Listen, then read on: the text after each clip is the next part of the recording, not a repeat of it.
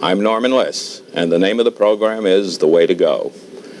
I invite you to join me as we explore places to go and things to do in the metropolitan area. I suggest that you have pencil and paper handy because a little later on in the program, I'm going to tell you about some activities and give you some sources where you can get further information. Today's program concerns itself with a wonderful exhibit at the Bridge Gallery in downtown White Plains. It's called The Art of the Westchester Professional Photographer. Our first guest today is Barbara Gallois, who is with Central Color Photo Lab in White Plains. Barbara is the curator and the sponsor of the program.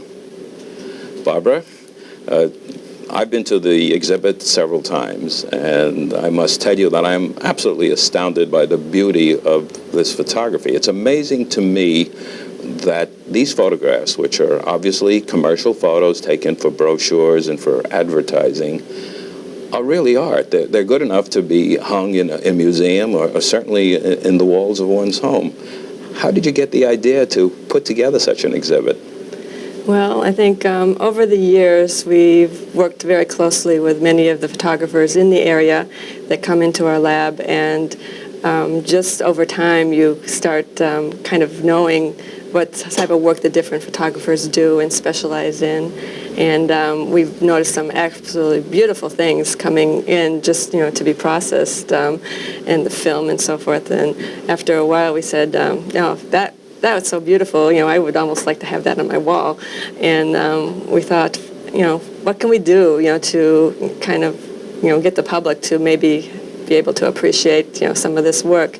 There's an enormous variety of photographs in the exhibit. They range from food to people to objects. Is that typical of what comes in from professional photographers? Yeah, pretty much. This area has a strong, I think, product-oriented type of base from some of the corporations that are in the area, and there's just a nice range of type of things that comes in. And the Bridge Gallery, I think, lends itself so well. It's an interesting location. How do people find it? Okay, well, that's it's at 148 Martin Avenue, and that's in the county office building. Mm-hmm. And probably the best place to park would be in the Galleria side. It's right across the street from the Galleria, actually. Yeah. And it's on the second floor, mm-hmm. And there's signs indicating where to go. And you took some photos at the reception that I think show very well what the illustration of how it looks. And I think that you can see, just by looking at this photo, that there is a long expanse where the photos can be seen, and it just allows people to see them very, very well. I think this second photo will also help a great deal in showing the extent of it. There are how many photographs in the exhibit? We have 56 photos, and you're right, it is a long expanse, and we have I'd say most photographers are showing 3 to 2 images apiece. How many photographers are there? There are 31 photographers overall, and they're all Westchester-based studios and freelance professional photographers. I'd like to perhaps take a look at some of the photos specifically, and if we can get them on camera, I think it would be great to talk about some of the pictures specifically. Certainly. So I think that would be a good idea to do that at this point. Now, this photo particularly, I'm not quite sure what I'm looking at. What is it? Well, it's actually color chalk. Chalk? You mean chalk Chalk. that you use to draw on For blackboards? drawing board, yes. This photograph is by Ken Lax, and it was used for a school publication purpose. Uh-huh. And do you have any idea of how difficult it was to take a photo like this? It certainly seems to me that it's very colorful. Well, again, for all the photographers, they have to have a really good knowledge of their equipment, the film they're using. They have to have a good eye and be able to set up their lighting to get the effect they want. Yeah, before we look at another photo, I suppose that the film is an important consideration. Are there various types of film that photographers... How can people who are not professional photographers make use of film and learn from that? Well, the photographers certainly have a great knowledge of the different types of film that are used. There's different speeds, there's different, of course, different brands that will give you different effects, and color balances are very important for the professional photographer. And I think that for an amateur to try to pick up on that, they'd kind of have to do a little studying, or actually trying some of the different films to see what different effects they can get. Is there a difference between shooting prints and transparencies? Oh, definitely. Well, you can shoot either transparencies or color negative film, and you can get prints from either of those. Our exhibit, we printed on a high gloss paper, which was all printed directly from color transparencies. So there's no color negative images in there at all. Let's look at another photo and see what we know about that one. Now, that's a very interesting photo. Tell us about it. Okay, this is a photograph of compact discs that was done by Don Lorino, and he did this actually as a self-promotion piece. And the photographers do that sometimes to make their printed pieces that they leave with clients or send to clients. And this is a very interesting technique that he used to get kind of a outer space feeling. It certainly has an outer space feeling. And let's look at another photo now and see what you can tell us about this one. This certainly is a very colorful photo, and I find it very bright with a lot of color in it and children. Yeah, this is an example of some of the range of different types of pictures we have in the show, not only products but people shots. This is by Diane Rubinger, and this was done for magazine promotional piece for Chico brand children's clothing. So it's a clothing photo. It certainly is colorful. I can see that hanging in a children's room. And that looks like somewhere. she had fun doing that one. Looks a little complicated too to put all those pieces together. Definitely. And capture that exact. Capture the graffiti falling down. And the exact moment has to be captured. Well, I'm sure that our viewers would see many more of this nature if they go to the exhibit. And when is it going to run through? Is it through April 3rd? April 3rd. April 3rd. Yes. And it's at the Bridge Gallery, as we said, in White Plains. It's a great exhibit. Let's talk a little bit about photography and as it relates to the consumer as opposed to the professional photographer. We see this work as art. But you have people who come into your lab who are not professional photographers, and they bring in their photos. I'm sure you see quite an array of grandchildren photos and party photos. Oh, definitely. Yeah. What's wrong with the ones that can be improved?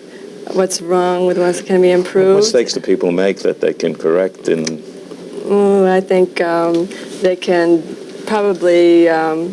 Again, like I said, to do a little bit more testing with their equipment. A lot of people just have, point and shoot cameras, the amateurs. Right. And even that, I think, if they experimented again with a little bit different types of film, there's nothing wrong with them even buying professional film and having that processed. And I think again, experimenting would be the best.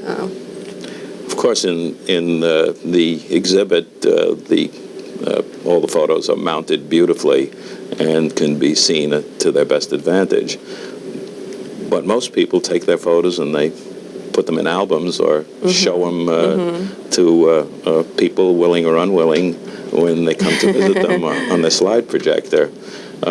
Is there a trend in home usage for people to use prints as opposed to slides? Yes, I think for the home usage that the primary type of use is people will shoot color negatives and then have small prints made. And then the type of people who come to our lab, if they find something that they particularly like or an image they found that they very striking or that they want to give as gifts, and they'll come and have it possibly enlarged to give to family members and friends, and even sometimes if they want it on their wall, they have a large blow-up made. And How large can a blow-up be? Well, some people actually come and have posters made, which they can go up to about 30 by 40 in image size. So. Is there a relationship between the quality of the lens and how large a photo can go? Oh, definitely, yes. Some of the images in the exhibit, I think you can get an idea of having the right kind of equipment and the right kind of lens. The majority of the images are from a 4 by 5 and an 8 by 10 inch format film, so the quality is really excellent. But there are some 35 millimeter originals that the prints were made from. That again, the equipment was so good that you can really not tell. They're very sharp and very clear. Really? So the lens has a great deal to do with it. Yes, I think so. You can't do it with a piece of glass from an old milk bottle. Well, sometimes you can be lucky and get a certain effect from that, but I think definitely you have to have the right kind of equipment. Yeah, Barbara, let's talk a little bit about the lab itself. What kind of work do you do?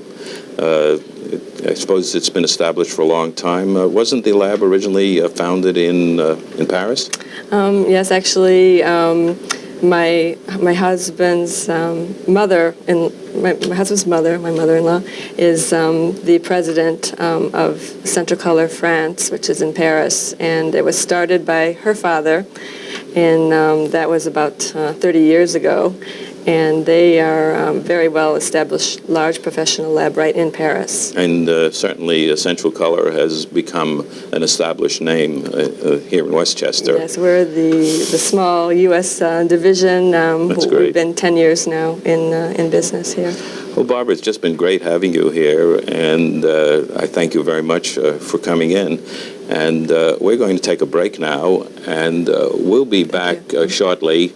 But first, we want you to see a little tip on some information on an activity that you can enjoy. Here's a tip for lovers of good music. How would you like tickets to the best seats in Avery Fisher Hall for concerts by the New York Philharmonic Orchestra? And they only cost $5. There's only one catch to it. You have to be prepared to see the conductor and the musicians wearing jeans and sneakers instead of tuxedos. And they don't always play the entire pieces straight through. These are the final rehearsals for the concerts to be played that same night. They're held from 10 a.m. to 12:30 p.m., usually on Thursday mornings through May. The Philharmonic is a goldmine of activities that goes beyond its regular concerts. There are pre-concert lectures held in the morning, young people concerts on Saturdays, and Sunday afternoon chamber music concerts by members of the orchestra. Call 212-875-5030 for more information. And by the way, parking in the Lincoln Center garage is only $6.50 all day if you get in before 10 a.m. and are out by 6 p.m. Welcome back. We are talking today about the exhibit at the Bridge Gallery in White Plains called The Art of the Westchester Professional Photographer. This exhibit shows the work of 31 outstanding professional photographers in Westchester County. And we are fortunate today to have two of those photographers with us, Leslie Smith and Tim Radigan. And so I'm going to start you off by asking a question that's prompted really by the name of the show. When you are taking photos for brochures or for advertising, do you think of yourself as artists? Are you doing art? I think we are. I would agree. Yeah, I think that's what the clients expect from us. They're looking for our creative vision, as part of if they're selling a product, and I think that's mostly what we're doing. They need our help in order to sell their product, and they're also looking for us to maybe view it differently than they might view it, or view it on a more interesting level. What do you start with? Does the photographer come in and give you some idea of what they're looking for, or do they start with an idea? Do you see a drawing? Do you see some artwork? It depends on the client. Some people just say, be creative, do it, make this look good. Others give a very tight comp, a drawing, to tell us exactly how they want it to look. So it runs a gamut, either very strict layout, or very loose, and your own interpretation will be what you photograph. Does it at times turn out to be different than the original concept? I think so. Often it does. Like Leslie said, it runs the gamut. Sometimes people are hiring you to faithfully reproduce their vision, and you are working under very tight constraints. Other times, the art director or the designer will allow you to, and encourage you to input your own creativity in it. And it really depends. It depends on the product. It depends on the project. It depends on the client themselves, and the budget. And time constraint too. Sometimes you just don't have the time to be creative, or the time to try something a little unusual. Now, you both happen to be in Portchester, but you're separate. Tim, you have your own studio, and Leslie, you're a part of the Smith Bear. Smith Bear, yes. And to some extent, you do almost everything, but there is kind of a direction and a specialty that people get into. Now, Tim, I know that you do specialize in food, and I've seen some of your work. I think it's absolutely magnificent. And perhaps we can look at some of your work right now and talk about what went into making the photograph. Now, this first photograph that we have is, how can I say it? It's luscious. What is it? What was it taken for? Well, that is a self-promotion piece. That's done with a friend of mine, Ann Broder, who's a stylist, and basically, when I shoot promotions for myself, they're targeted to a certain client, and I used to do a lot of work for a company that was a pasta company, and I want to let other clients like that know that I'm around, and I will send them this type of promotion. And the idea with all the food is appetite appeal. You want to have this thing look luscious. If you look at that photograph and say, boy, that really looks good, then we've done our job. And it works. Is it real food? Absolutely. Absolutely. I know that a lot of people do, they want to know the ins and outs of the tricks. There's no tricks. The trick is to have the food look fresh and appetizing, and it takes a lot of work to do that, and a lot of skill. It really does. Is there such a thing as a food stylist who makes the setups for you? Ann is a food stylist, and that's this is a collaboration between myself and the food stylist. And there's someone who has a tremendous talent, is a real artist with food. Where do you get the food? Absolutely. Absolutely. It's just regular fettuccine, I guess. But we discussed the idea. If this was an actual commercial assignment, I would be discussing that with the art director and perhaps with the client, getting their views about how they wanted their product portrayed in this particular piece, and then you just put it together. You may be working with a whole group of people. Designers, art directors, food stylists, prop stylists. So a lot that goes into the taking of an exciting photograph. Absolutely. A lot of hard work and a lot of experience. Let's look at another one now. And this is also food, but this is completely different. What about this one? Well, this was done for a display for a trade show, and this has the product in it. I mean, it's featuring a particular product. But again, the idea here is appetite appeal, and we want to make sure that when people see this, they're thinking of the product and the context in which the client wants that product to be Leslie portrayed. and I are getting very hungry. I'm starving right now. Chocolate is my Let's look at favorite. another one of yours, Tim, and see now. This is also a food, but it's completely different. Right. It's beautiful. Well, again, too, I think, we talked before about what is it art or is it commerce or whatever. And again, I think this is my view and my vision. And frequently the client will recognize that talent in the photographer, whether it's me, Leslie, or any other people in Westchester that are in the show. And they will come to us for this. They will say, we like your style, we like the way you see things, and we want that translated to our assignment.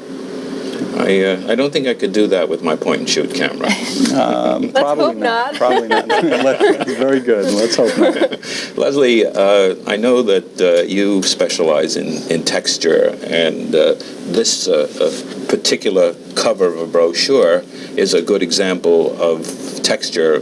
What were the problems in taking this photo? Well, the texture there happens to be slate, and finding pieces of slate, I had a certain layout that I had to follow, and I had to have a certain amount of slate in order to cover the entire background. So it was very difficult finding slate. What we eventually did was we bought pieces of slate, and then which created more of a texture because of the lines that you see there. So, and then we through colored, we gelled some lights and have mirrors in there and all kinds of things. It sounds complicated. Yes. I also have here a copy of your book, which has quite an array of work in it, some interesting portraits, and I'm just going to go through these and turn some pages, and you tell me where to stop and where there's something particularly interesting. Well, some of these are for self-promotional, some are for a job. That one with the gentleman with the puppy happens to be Greg Louganis that we photographed at the Whitney Museum, and he's holding one of the puppies. The Olympic star. The Olympic star, the diver. Right. And he's holding one of the puppies. This is black and white of portraits for some people who were doing modeling, and they needed some headshots or some interesting. Again, we're using texture. We have a fence and a brick wall. So we tend to gear toward texture just to make it interesting. Painted backdrops. Texture, I know, is important, even when people are taking their own photos. Someone told me that one of the secrets is texture and light, and I suppose that's basically It makes it more interesting. Makes it much more interesting. I'd like to take a look at some of the other photos that you've done. I'm just going to go rapidly through your book here. Okay. And I know there's one in here that we do have a larger version of. So why don't we just get to some of your larger photos right now. Fine. The particular photo that we see right now looks like an Army officer. But I don't quite understand what's happening there. Actually, he's a general, and what that is that was a self-promotion piece. Well, it was for a contest for a page divider for a creative source book, and that particular divider page was entitled General Support. So we decided to use a little pun and have a general being supported, and they chose it for that particular divider page for the General Support. And there's a painted background behind the general, and I had to rent the uniform at this a place in New York City and make sure the medals were all correct, and I had the correct hat, and then actually that's a friend's father who came to visit him one day, and we thought he was perfect. As a matter of fact, he thought he was perfect too. And he went out and had people salute him in the street. Oh, yes. Hey. We gave him copies, and he loved wonderful. it. And this other photo is completely different. This is completely different. This is my shoe shot. This, again, is, there's slight texture in there. This is a self-promotion piece, and it's a part of a game series that we're working on, and this is game series number 1, hence the dominoes. And